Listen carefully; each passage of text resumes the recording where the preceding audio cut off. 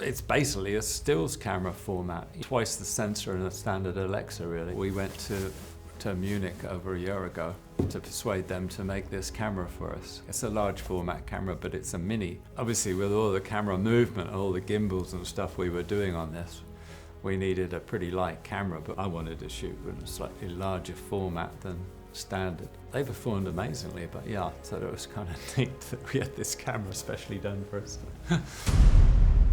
There's a bunker that's lit by period oil lamps. They're actually real oil lamps from the time, and they're sort of dummied with a little electric bulbs, and the camera comes in and does 360 and moves around the bunker.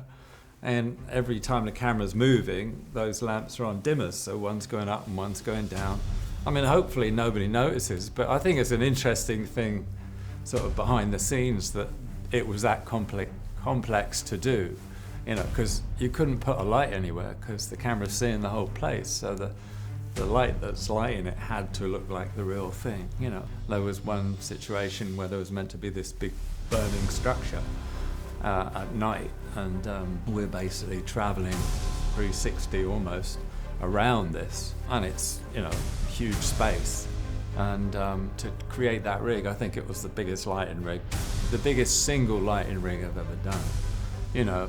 But within a film like this, which you think is totally natural light, and suddenly there's this enormous bit of lighting, it was kind of funny, really.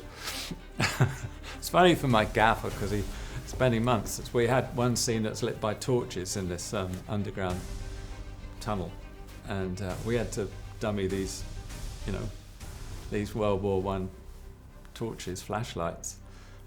With tiny little things, so we found these little LEDs, blah, blah, blah. So it took quite a while to do that, and everybody was joking with the gaffer that that's all he was doing for the whole show. We came back to Shepperton on the back lot, and then there's this huge lighting ring. It was like 50 foot high and 60 by 40 feet, you know, it's like huge. And they go, oh, that's what he was doing, you know. Let's talk about ring lights. I didn't use a ring light on this, actually.